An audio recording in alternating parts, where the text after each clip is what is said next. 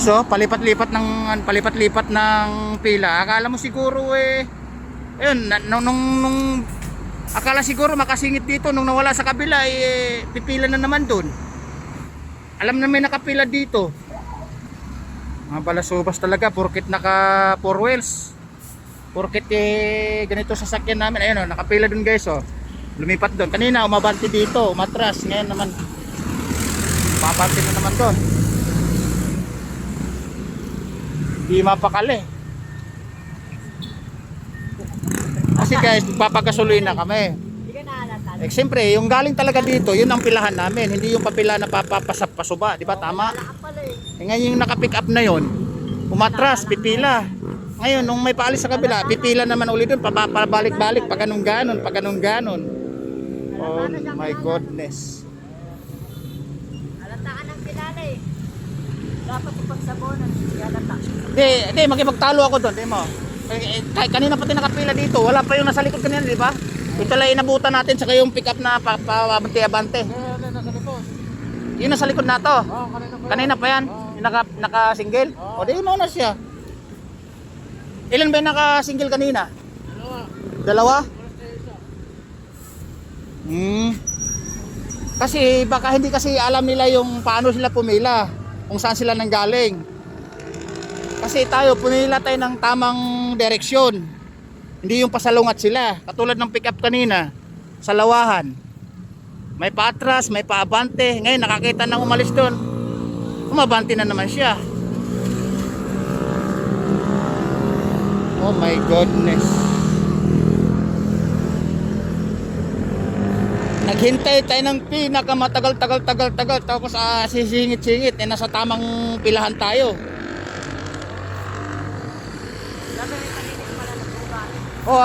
Abante nito mga inside job.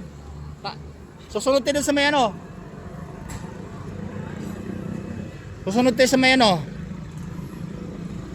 Nakapila tayo ng maayos Ito naman kasi itong nakapasalungat.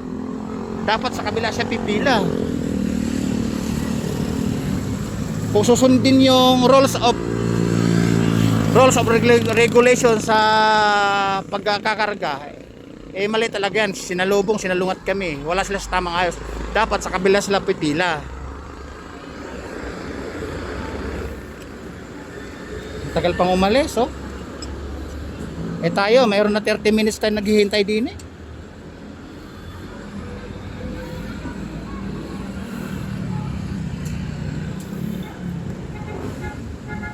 Hindi malaman kung dalawa driver, dalawa helper, dalawa driver o dalawa pahinante. Hindi pa umalis.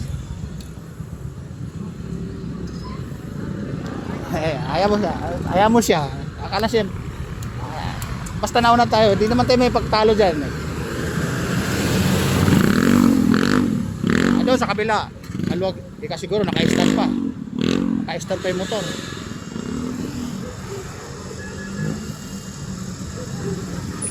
Alright to, super highway kasi guys, galing kami sa biyahe. Kaya obligado namin magpipila kami para maparehan ng pera para may pag-iwanan na bakas. Nag-iwan kami ng bakas kahit 300 o 400. Kaya 1,000 kasi yung pera, obligado mo. Hindi naman bilalagay sa lahat yun. Bakas 1,000 di paano naman yung manager? Mayari. Diba? Kaya obligadong may barya ka para magbibigay tayo kahit papaano.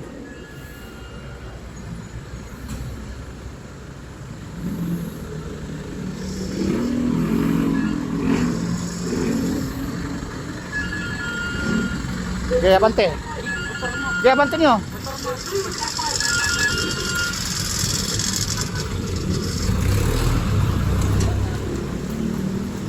Boss, ito muna boss.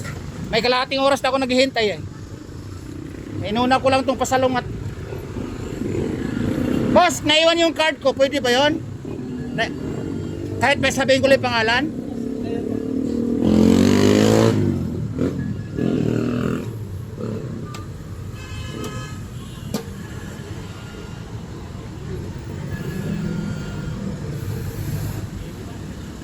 Guys, naiwan kasi yung card ko. Pati wallet naiwan. Okay,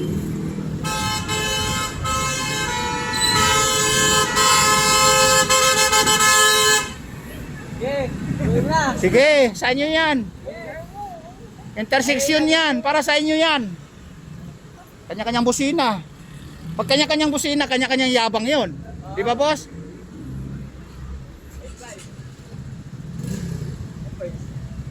Yes, maghihintay tayo. Lagyan mo ng bake.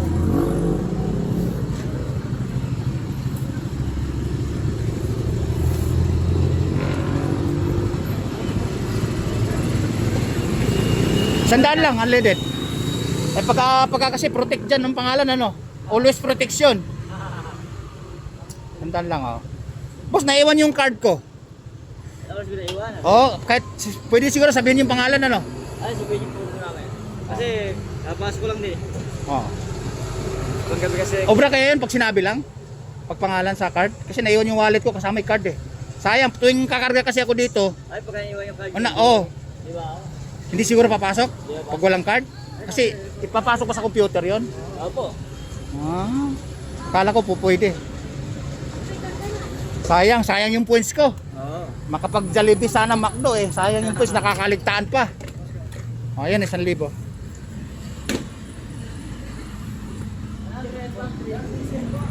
Hindi pala pwede ano. Ay, hindi po. Madam, naiwan yung card ko, di ba po pwede papasok sa points yon? Ay, naiwan yung card ko eh. Oh, nagkakarga na, ayan nga. Hindi papasok? Kasi tuwing kakarga kasi ako, pinaka-surrender ko yung card ko. Kaya sayang naman yung points. Sige ma'am, sige ma'am. Boss, nakapalo ka na ba sa apat na channel ko? Ha? Nakapalo ka na ba? Ay, ay, cellphone sa loob eh. Ay, oh, ang malalas akong naka-content, naka-big bike ako dito. Minsan kasama ko yung bata na yun, no? Ay, Oo, oo. Sige, alis na tayo. Guys, babo na. Kaway-kaway, sir. okay. Ayun. Babo.